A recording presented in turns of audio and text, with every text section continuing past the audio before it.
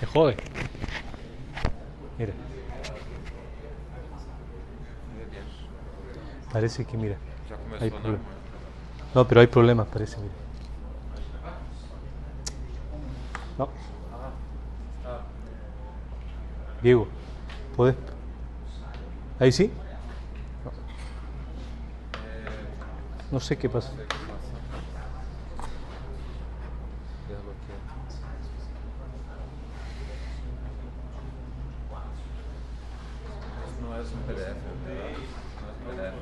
No, pero puedo pasarlo a PDF. ¿Está bien ahí? No, ya está. Bom, vamos começar então? Agora vai falar o professor Rodrigo, da Universidade de Valparaíso. Bien, trataré de hablar lento. Bueno, buenas tardes. El título de esta presentación es, bueno, como ustedes ven ahí, los sistemas objetivos y el papel del racionamiento sustituto en el proceso interno de modelización científica. Si algo no me entienden pueden preguntar. Con la ayuda de Diego yo creo que lo resolvemos, ¿vale? Bien, el problema de esta presentación es dentro de la discusión sobre modelización científica. La discusión que yo les quiero presentar aquí es, bueno, ¿qué se entiende por sistema objetivo? ¿A qué me refiero por sistema objetivo? Un modelo siempre es un modelo de algo, ¿vale? Ese algo, en la literatura filosófica, en inglés se le llama target system, o sea, el sistema objetivo al que se dirige el modelo. El modelo intenta representar ese algo, ese sistema objetivo. Y la pregunta es, bueno, ¿qué tipo de entidades son esos target? Si es que son entidades, ahí hay una pregunta, digamos, que puede ser respondida si uno es realista o antirrealista de diferente manera. Y si esos sistemas objetivos, si esos target son o surgen con el proceso de modelización, o sea, si son creados a partir de del momento en que es también creado el modelo o si ya está dado desde antes, ¿vale? Para muchos esto de modelo y target system siempre es la relación de modelo y mundo, es decir, el sistema siempre se va a entender dentro de la literatura como un sistema de fenómenos, un sistema fenoménico, ¿ok? Bueno, el objetivo general en el que estamos trabajando en este proyecto junto con Juan es de elaborar un enfoque pragmático inferencialista que permita entender los target systems como una construcción o una producción dentro del marco de la modelización científica. ¿Ok? No sé si alcance el tiempo para mostrar una aplicación con un modelo en biología evolutiva del desarrollo. Si lo logro, llegamos allí, si no, quedará pendiente, ¿vale? Pero voy a mostrar el problema en general. Bueno, y como les decía, el objetivo específico va a ser obviamente entenderlo dentro del marco de lo que se conoce o se discute en modelización científica sobre el racionamiento sustituto. Es decir, se entiende que un modelo es un modelo de algo, es decir, los científicos modelan para poder conocer el mundo, poder dirigirse al mundo, y ese modelo es como si fueran los fenómenos, porque los fenómenos, ustedes saben, ya es de perogrullo, o sea, de una discusión ya muy ya bien sabida, que los fenómenos son difícil acceso o a veces imposible acceso, ¿ok? No se pueden muchas veces manipular. Por supuesto que se pueden construir fenómenos, los científicos producen fenómenos en el laboratorio, pero no pueden manipularse del todo. Entonces, esta interacción que permite el modelo, a partir del modelo, es que yo razono en el modelo como si estuviera razonando en los fenómenos. ¿Se entiende eso? Bien. Por eso nosotros vamos a entender aquí con Juan que los sistemas objetivos, los target systems, son dispositivos, herramientas epistémicas. ¿Herramientas se dice, Diego? Sí. Bien, ¿cuál es la hipótesis de nuestro trabajo? Es que los target system de un modelo serían el conjunto de supuestos, lo que los científicos o la literatura se suele llamar como hipótesis, que nosotros vamos a hacer una distinción, el conjunto de supuestos que se generan a partir del modelo. O sea, el modelo permite generar unos supuestos, razonamos con el modelo, ¿vale? Sacamos conclusiones a partir del modelo, esas conclusiones son llevadas como supuestos del sistema de fenómenos al que nos estamos dirigiendo. Esos supuestos son los que después, en otro paso de la investigación científica, se van a testear, ¿vale? Esto es muy importante porque esto es un gran tema de discusión, sobre todo piensen ustedes, desde Carnap, los que han estudiado filosofía de la ciencia con el positivismo lógico. Este es un gran problema de la filosofía de la ciencia sobre el problema de la explicación científica. Siempre se entendió que las teorías científicas eran un conjunto de proposiciones, ¿cierto?, sobre el mundo que permitían desarrollar o generar hipótesis sobre el mundo que después son testeadas. Y ahí aparece el problema de la verificación o la verificabilidad o falsabilidad, ya que citaron a Popper por ahí, ¿cierto? Y ese es un gran problema. Aquí ya hemos perdido el énfasis sobre las teorías y ponemos el énfasis en los modelos. Las teorías, no sabemos, inclusive hoy actualmente, si hay algo así como las teorías, pero sí hay modelos. Es decir, pareciera que los Cartwright, Schumacher, Suárez, varios autores como también el mismo Van Fraassen y otros han puesto desde los 80 en adelante esa discusión sobre si las teorías son realmente ese tipo de entidades que nos permiten conocer el mundo o explicar el mundo.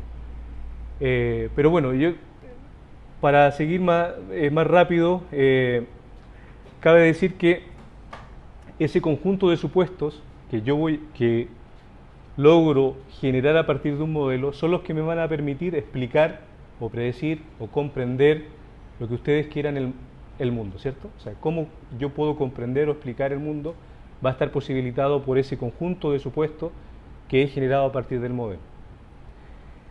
En la discusión de la modelización científica en la literatura general hay esta idea de que los modelos son representaciones del mundo, ¿ok? Que un modelo es como se muestra aquí en esto, a la izquierda, ¿cierto? Una estructura de algún tipo, una estructura abstracta, que permite dirigirse a los fenómenos, y los fenómenos siempre, ¿cierto?, son estudiados obviamente a partir de esa consideración de propiedades que después van a ser representadas, modeladas, valga la redundancia, en el modelo, ¿ok? Entonces hay una suerte de concordancia, mirroring, ¿cierto?, una espejeación, no sé cómo decirlo en español, entre el modelo y el mundo. Este es el gran problema de toda la filosofía de la ciencia y de la filosofía del lenguaje, sobre todo teniendo en cuenta las teorías como conjunto de proposiciones sobre el mundo, si este conjunto, este apartado, ¿cierto?, teórico o modélico, representa de alguna manera esta otra estructura que está aquí, que sería el mundo, y cómo calzan entre ellas, ¿bien?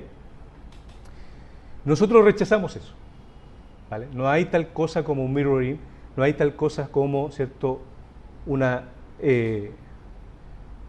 espejismo o isomorfismo también se ocupa, o la similitud. No sé si han escuchado, ¿cierto?, de ese concepto de similitud, por ejemplo, en Roland Guire, que es un filósofo de la ciencia bastante importante. Hay toda una teoría de la semejanza o la representación en filosofía de la ciencia que tiene que ver principalmente con un gran enfoque, que es el enfoque semanticista, ¿cierto?, de las teorías científicas, ¿vale? Nosotros nos alejamos de eso a partir de algunos autores que ustedes pueden ver aquí, que sería, ¿cierto?, el famoso artículo de Cartwright, Schumacher y Suárez, Morrison y Morgan, ¿cierto?, que la ciencia no sería más que esta idea de generar modelos para poder acercarse de alguna manera al mundo, ¿vale? Bien. También rechazamos la idea actual que se está desarrollando de alguna manera de que el target system Es decir, en esta relación entre fenómeno, de modelo y mundo, o fenómeno, que los target systems serían una porción de la realidad. Porque sería lógico decir, bueno, los modelos son una construcción abstracta, entonces, ¿qué hacen los modelos? Bueno, representar esta parte de la realidad a la que se dirige, ¿no? Entonces, lo resuelvo simple y digo, bueno, los targets son simplemente una porción de la realidad, ¿vale? ¿O no? Sí. ¿Qué hago en el laboratorio? Cojo un modelo, por ejemplo, si quiero estudiar una célula, puedo coger, ¿cierto?, una solución acuosa y gel, construyo una bicapa celular, por ejemplo, para estudiar las propiedades de la bicapa celular de la membrana celular, y cojo un modelo y ese modelo está refiriendo a un fenómeno real, que es, ¿cierto?, la membrana celular. Pero bueno, nosotros nos alejamos de eso por las razones que vamos a ver a continuación. El marco teórico, bueno, ya algo les mencioné, ahí lo pueden ver, me lo pueden preguntar después. Pero dentro de ese marco teórico en el cual nosotros nos anclamos, nos fijamos, es principalmente que los modelos, más que representaciones o imágenes sobre el mundo, de algún tipo, lo que son herramientas inferenciales. Es decir, que un modelo me permite más bien realizar inferencias, ¿cierto?, que llamamos sustituta, aquí está la subrogación, para conocer o manipular el mundo, si es que esto fuera el mundo, ¿ok? Eso está dentro de del enfoque de Mauricio Soares, Ucayali-Maki, también hay otros autores que van a estar discutiendo este tema. Pero lo importante es que lo que dice este esquema es que el modelo M permite hacer inferencias subrogativas o sustitutas, es porque el modelo sustituto de ese fenómeno, de ese sistema fenoménico que quiere representar a la derecha, ¿no? Y lo que hace es principalmente, dice Soares, es generar hipótesis plausibles de esos sistemas fenoménicos, ¿ok? Bien. En un trabajo del 2020, bueno, a partir de esta idea de Soares, yo defino lo que es usar un modelo. ¿Para qué? Me va a servir para introducir con mayor fuerza el contenido agencial presente en la modelización en relación a la generación de hipótesis o la generación de inferencia, ¿ok? ¿Qué es lo que hace un científico cuando usa un modelo? Simplemente apuntar a un sistema objetivo y generar supuestos sobre el target system, ¿ok? Es simplemente una cuestión de poner acento en el uso, ¿vale?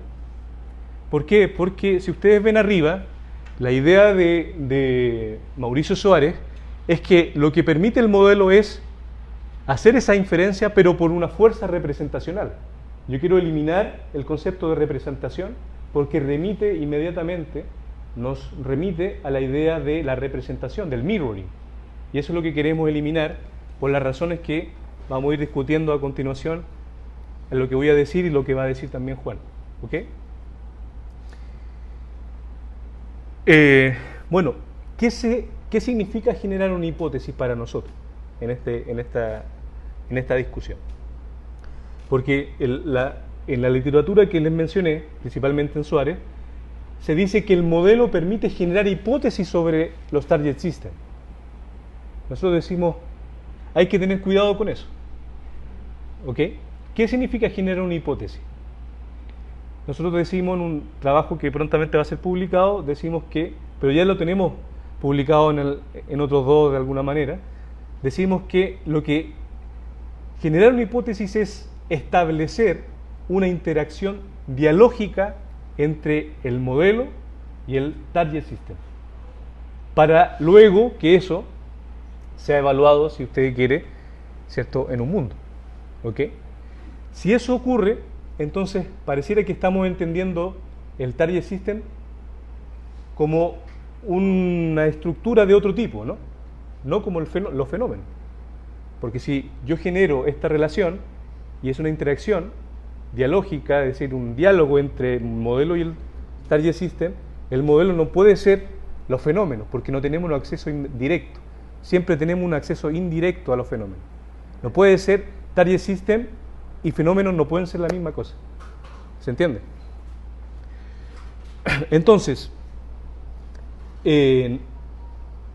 bueno, voy a leer, dice, la hipótesis no es la tesis probada, con una conclusión en un lado del razonamiento, o sea, de en M, y un elemento a evaluar en el otro, es decir, en el target system, sino que es un acuerdo, una interacción que justifica, desde un punto de vista dialógico, o lógico-epistémico, si ustedes quieren, que la tesis con estrategias ganadoras en un diálogo formal entre el modelo y el TS, o sea, perdón, ahí dice el target system, sí, o SO, puedan ser evaluadas posteriormente en una porción de los fenómenos, que nosotros vamos a llamar, en este caso, una porción problemática de la realidad, ¿vale?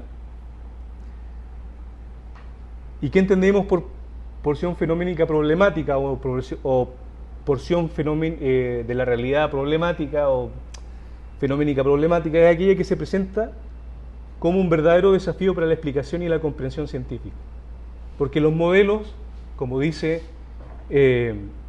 también, lo voy a presentar más adelante, Barwise y Shimohima, ahí está. El racionamiento que permiten los modelos tiene que ver con la tarea de solucionar un problema, ¿vale? O sea, los fenómenos presentan un problema al conocimiento, ¿ok? Por eso es problemático. Bien.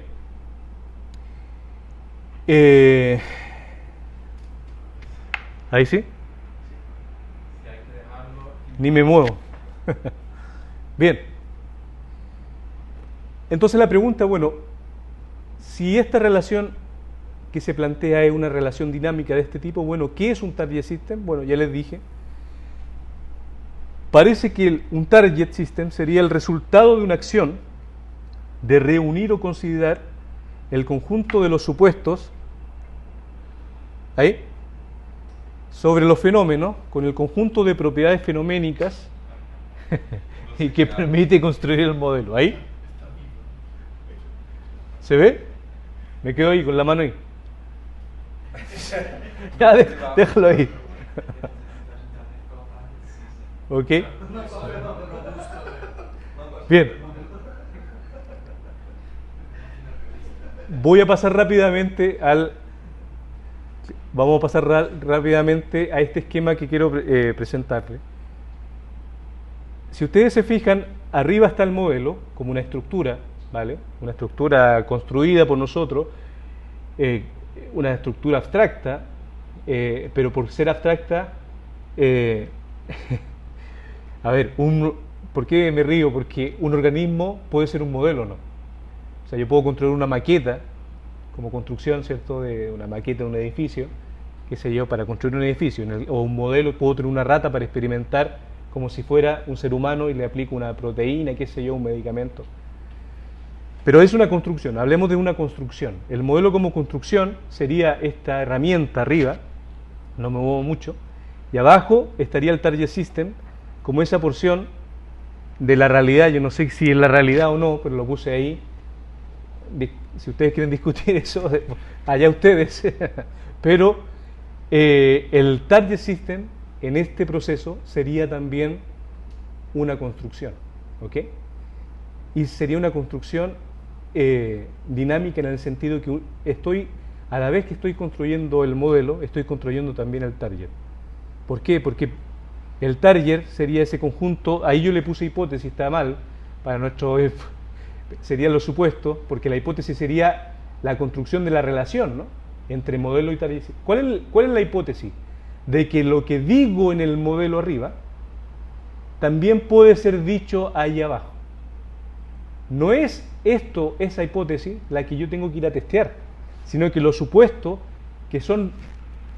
que me permiten seleccionar las propiedades de lo problemático allá, definirlo y de alguna manera ¿cierto?, reducir la incertidumbre que está en los fenómenos. ¿Ok? Entonces, así libero, si ustedes se fijan, aquí le estoy metiendo de gratis el fenomenismo de Kant, ¿no? Es como una vuelta a Kant, ¿cierto? Bueno, a ustedes si les gusta, está bien, pero hay gente que lo encuentra muy peligroso. ¿Ok? Es decir, aquí hay una distinción entre esa porción fenoménica, ¿cierto?, problemática, y aquello que es seleccionado para reducir esa incertidumbre. ¿Ok? Pero esto también es una construcción. No quisiera yo alargarme. ¿Cuánto me queda? ¿Me queda bastante o? Sí, 30. Ah, bien, entonces les puedo presentar el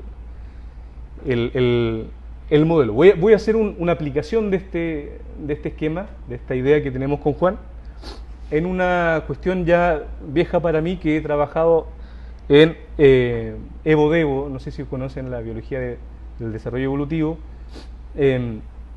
Es muy problemática, todavía es un área de la biología que está en discusión, no es muy aceptada, digamos, dentro del mainstream. Les cuento que recién ahora en Europa, o sea, un par de años nomás, se están abriendo cátedras de Evo-Devo. O sea, era imposible enseñar Evo-Devo o epigenética en la academia en Europa o en Estados Unidos. O sea, esto es muy nuevo, ¿vale? Y van a ver por qué produce problemas. Dentro del contexto de la biología evolutiva del desarrollo, la idea de alguna manera es explicar cómo es que se da el desarrollo evolutivo en los organismos, ¿vale? Es decir, dar una explicación más allá de la síntesis moderna, de entender, por ejemplo, cómo es que un organismo, ¿cierto?, determinado en un periodo del tiempo, pudo generar otra especie, ¿no? O sea, no el organismo, sino que otro tipo de organismo, o sea, una evolución, un cambio en las condiciones principalmente ambientales permitió esa modificación en este organismo o estos cambios y produjo también asimilación genética para producir, ¿cierto?, una nueva especie, digamos. Esto es problemático porque no sé si han escuchado sobre el lamarquismo. Es como empezar a meter el lamarquismo dentro, ¿cierto?, de la concepción de la síntesis moderna. Entonces, allí está el problema. Pero bueno, yo me enfrenté con el problema de la plasticidad fenotípica. Este va a ser para nosotros esa parte problemática de la Riley que yo les decía, ¿no? La plasticidad fenotípica dice que se define así, que es la capacidad de un organismo de reaccionar al medio ambiente, cambiando su morfología, el comportamiento, la fisiología, su bioquímica, y esas respuestas, ¿cierto?, son beneficiosas para ese cambio, para la supervivencia del animal en un medio o en un entorno de presión, digamos, que lo está llevando una presión, ¿cierto?, a un riesgo de permanencia en su ambiente. Bueno, y eso fenotípicamente, los rasgos plásticos, estos que supuestamente tienen los organismos, ¿cierto?, permitirían eventualmente, y todo entre comillas, eventualmente, posiblemente, llegar a ser hereditarios. Y ahí es donde se nos mete el lamarquismo, ¿vale? Podrían ser hereditarios. Bien, para la asimilación genética. Ahora, ¿qué es la asimilación genética? También es una cuestión de discusión dentro de la biología y la filosofía de la biología. Bueno, yo me enfrenté a un experimento de Standen y Larson del 2014 que fue muy bullado, muy discutido, salió en la noticia, hicieron inclusive documentales de esto, porque ellos presentaron un experimento donde eligieron un pez, este pez, ¿se fue? Ahí está. Ahora sí. Que no me meto nada. Ahora ya no meto la mano. Este pez, el famoso bichir, el Polypterus senegalus, se me entiende, ¿no? Estoy hablando muy rápido, ¿se entiende bien? El de arriba, el pez de arriba, Lo eligieron porque tenía características, propiedades similares a los peces de abajo. Por ejemplo, ahí tengo el Tiktaalik, que es un pez sapcopterigio del Devónico tardío, o sea, estamos hablando hace unos 450, 80 millones de años atrás. ¿Vale? ¿Qué ocurrió en ese periodo? Los peces pulmonados saltaron, ¿cierto?, del agua a la tierra y empezaron a tener la primera locomoción terrestre. ¿Para qué? Para que después de ello, ¿cierto?, vinieran los tetrápodos. Los primeros tetrápodos como, ¿cómo se llama este? Acanteostega y otros tetrápodos. ¿Ok? El taxón el Polypterus, tiene o comparte esas características que le decía con el Polypterus de arriba. Entonces, si ustedes ven, lo sometieron, hicieron un grupo, o sea, tomaron a los peces y tomaron un grupo de control en agua, y ustedes ven ¿cuáles son las propiedades que tiene?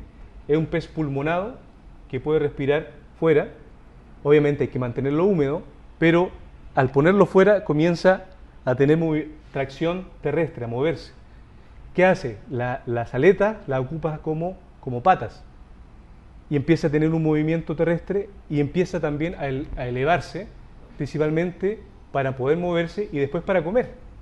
Entonces, esas propiedades permiten más o menos una comparación con esos peces del Devónico tardío, ¿vale? Y ustedes ven ahí que se mueve, qué sé yo, inclusive empezó a alimentarse un poco más erguido. Eso permitió de alguna manera que hubiesen unos cambios esqueléticos, es decir, lo que se está demostrando aquí es que el pez tenía esta propiedad de la plasticidad, era cierto fenotípica, su fenotipo, o sea, estaba capacitado para tener, ¿cierto?, esta plasticidad de cambiar su comportamiento y así cambiar su estructura escapular, es decir, la escápula, toda la parte delantera. ¿Ok?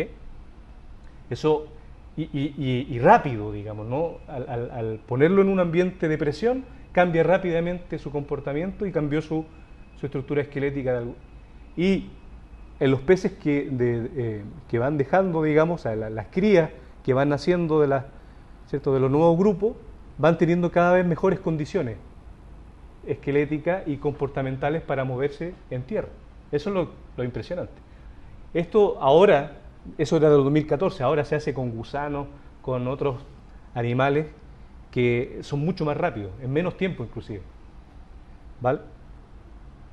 ¿Cuál es la conclusión de esto? Es que la respuesta rápida de la plasticidad del desarrollo, tanto esquelética como comportamental del Polypterus, criado en ambiente terrestre, y la similitud de esta respuesta con la evolución esquelética de los tetrápodos basales es consistente con la contribución de la plasticidad al cambio evolutivo a gran escala.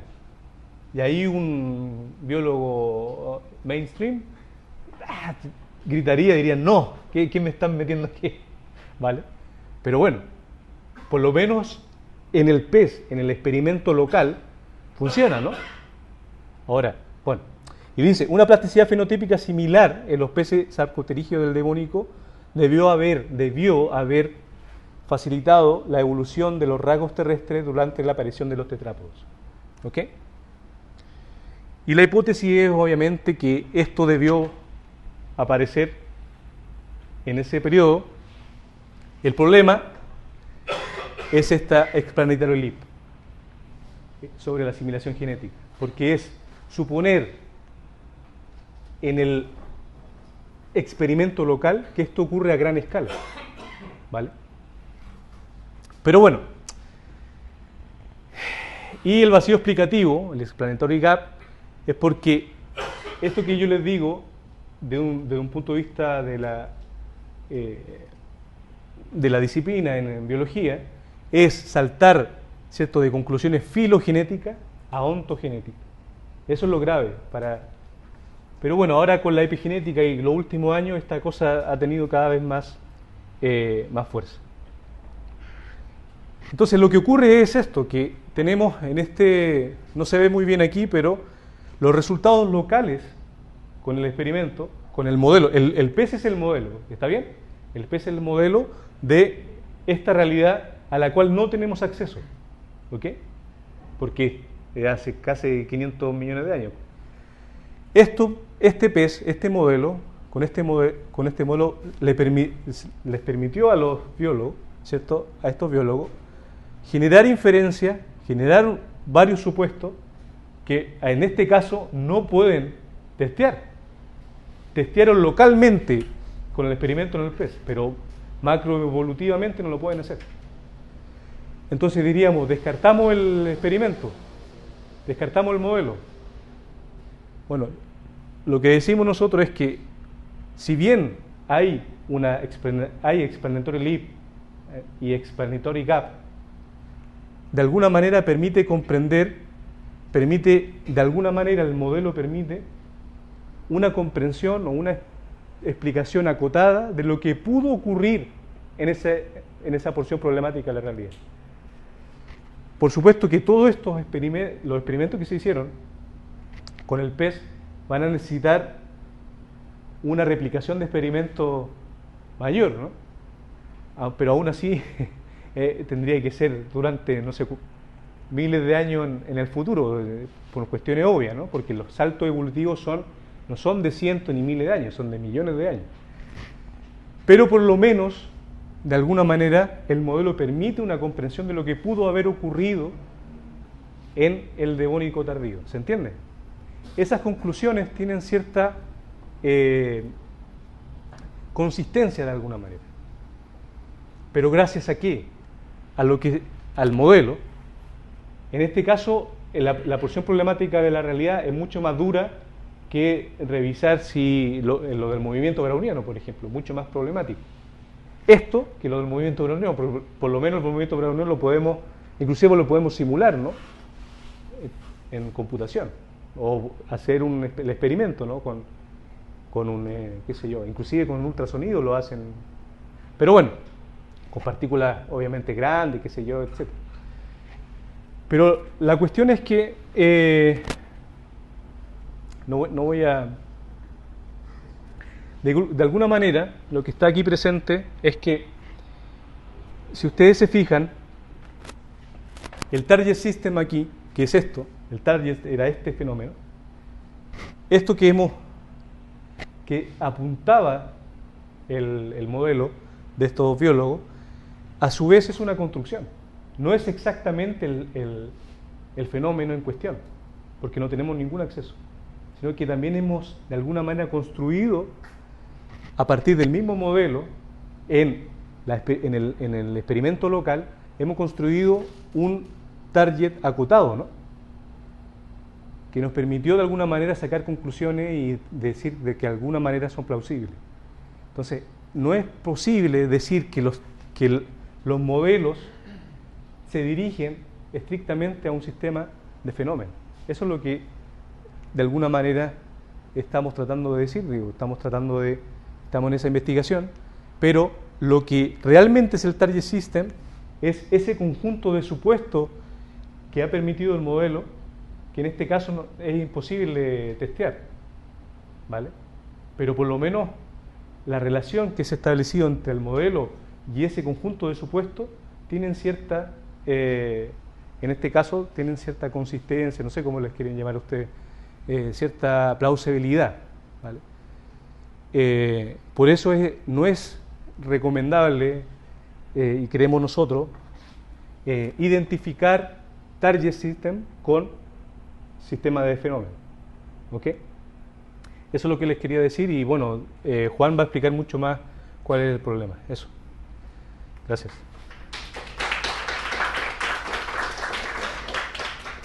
Pues tenemos tiempo para preguntas.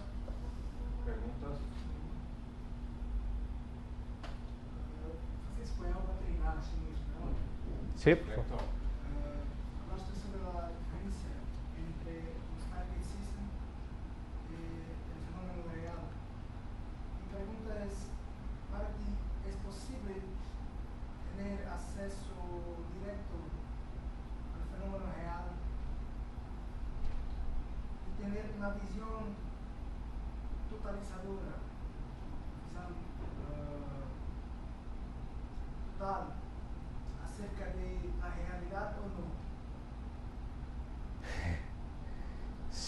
Bueno, en- a ver, eh, yo creo que, a ver, parcialmente, en cierto... Sí, en este caso, si tú ves, nosotros somos antirrealistas, ¿vale? Porque estamos construyendo, o sea, que el acceso al conocimiento realmente es sobre aquellos que podemos determinar, construir a su vez con esta herramienta de representación del mundo que son los modelos. ¿Vale? Por eso te decía, hacía un recuerdo a Kant, ¿no? De que hay un aspecto de los fenómenos que no tenemos acceso, que no podemos determinar, que no podemos acceder. O sea, epistemológicamente estamos, ¿cierto?, imposibilitados, epistémicamente, perdón, a acceder a eso, a esa realidad.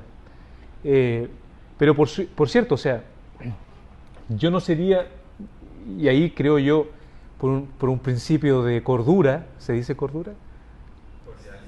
No cordialidad, de sensatez, para no volverse loco. O sea, hay algo, pareciera que hay algo allá afuera, ¿no? O sea, porque si no, andamos chocando, ¿no? O sea, yo tiendo, por eso le decía que tiendo en muchas ocasiones, por cuestión de sanidad mental, reconocer cierta realidad de entidad, decía yo, ¿vale? Mínima, no sé. Ahora, la cuestión profunda que discutía con Juan hace en el desayuno es que en filosofía de la ciencia hay una discusión, no sé si confusión, llamarle confusión, bueno, confusión llamemos. Aquí Quine, si ustedes se acuerdan de Quine habló de las ontologías de las teorías científicas, ¿no? Pero en realidad, cuando uno habla de ontología, si uno hace justicia a Aristóteles y a los medievalistas, o sea, hace justicia a toda la tradición de la metafísica, bueno, aquí voy a entender metafísica y ontología como algo no tan diferente, digamos, ¿vale? Pensando un poco en esta gente, en Aristóteles, nada de nada. Pero cuando yo construyo una ontología o alguien pretende, piensen ustedes la ontología de Leibniz sobre la mónadas, por ejemplo, lo que hace es construir teoría o teorías, ¿cierto?, sobre el mundo, si esto fuera el mundo. ¿Ok? Pero lo que hizo Quine cuando dice las teorías, la ontología de las teorías es de aquello que hablan las teorías. Eso se conoce en la ontología del mismo Aristóteles, o sea, las teorías sobre lo que hay en el mundo, se conoce como la clase de referencia. Las referencias. Aquí, permítanme esta palabra, pues muy dura, pero usémosla así abiertamente. La clase de referencia es simplemente aquello, la clase de, no sé si decir objeto, pero de individuos a los que se refieren las teorías. Es decir, ¿cuál es la clase de referencia de las teorías? O sea, las teorías son ¿qué hay en el mundo? Hay, por ejemplo, Aristóteles, una ontología o una metafísica, ¿qué es lo que dice que hay en el mundo? ¿O qué es lo que debe hacer un metafísico? ¿Cómo conozco el mundo? Si conozco su esencia. Entonces, lo que se entiende, ¿no? Ustedes saben. Y a partir de qué accedo al mundo o conozco el mundo, a partir de las causas. Entonces, en estricto rigor, ¿cierto?, ser científico es conocer las causas. Pero eso es una cosa que ahí tiene sus complicaciones y toda su problemática. Pero tener la clase de referencia es simplemente decir, si la teoría dice, por ejemplo, tengo una teoría donde hay un término que es masa, bueno, la clase de referencia de esta realidad será una para una teoría, ¿cierto?, de la mecánica clásica y otra, ¿cierto?, para la teoría relativista. Y punto. Y me comprometo con esa realidad. Si yo digo, por ejemplo,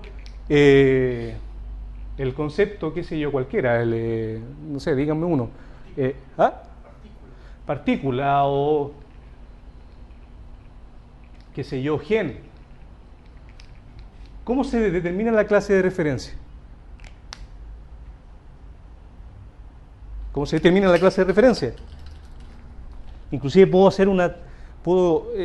inclusive puedo caracterizarla conjuntistamente, si quiero hacer como hacían los semanticistas. Simplemente yendo y mirando el mundo. Esto, yo digo, ¿qué es el gen? Bueno, tengo una teoría genética, ¿cierto? Voy a la teoría genética, ¿cierto? Básica, y ahí está. La epigenética dirá otra cosa. ¿Qué es, cuáles son los vertebrados? Bueno, voy a la biología, ¿cierto? Y me dirá cuáles son los vertebrados, punto. ¿Cuáles son? Inclusive los puedo contar, ¿no? Y punto. Entonces, cuando dicen que la ontología, si yo quiero saber qué es el mundo, si tengo acceso al mundo, bueno, aquí es problemático. Las teorías pueden ser diferentes teorías sobre qué hay en el mundo. ¿Ok? Pero bueno, si yo digo que hay una teoría, como la mecánica clásica, y digo, bueno, ¿cuáles son todos los términos de esa teoría y cómo se refieren, a qué refieren? Ahora, esto no es que solucione tanto el problema, porque hay un problema sobre una teoría de la referencia, pero por lo menos soluciona el problema de un compromiso ontológico más duro, ¿no? O sea, no sé si te respondí un poco bien. Eso. Mais perguntas? Professor, obrigado pela palestra. Gostei bastante. E Graças. tangencia um problema que me interessa há um tempo já, porque, como eu venho trabalhando com metafísica da biologia, Sim. e um autor que geralmente eu sigo, eu acho que talvez você conheça, que é o João Dupré. Né? Sim. Agora, em 2001, ele lançou um livro, né, de Metaphysics of Biology, Sim. e ele faz uma discussão justamente de a própria possibilidade da delimitação de uma área filosófica como metafísica da física, metafísica da biologia, dentro da filosofia da ciência, exige uma premissa de que a ciência tem essas dimensões, uma dimensão metafísica, uma dimensão epistemológica, e aí uma dimensão lógica, uma dimensão ética, e que não é possível estabelecer relações de subordinação hierárquica, né, unidirecional entre essas dimensões. E aí uma das coisas que ele faz é defender que para que um projeto de metafísica de uma ciência seja coerente, ele deve ser um projeto de metafísica da ciência naturalizada, né? E aí, né, nessa discussão do que seria uma metafísica da ciência naturalizada, ele discute que deve-se supor que há um ciclo de reverberação entre a dimensão epistemológica e a metafísica. Sí, la conozco. E aí veio na minha cabeça, na hora, quando você estava falando, porque eu sempre, por causa dele, eu sempre via os sistemas alvos, né, que a gente chama de sistema alvo em português, como uma espécie de, vamos dizer assim,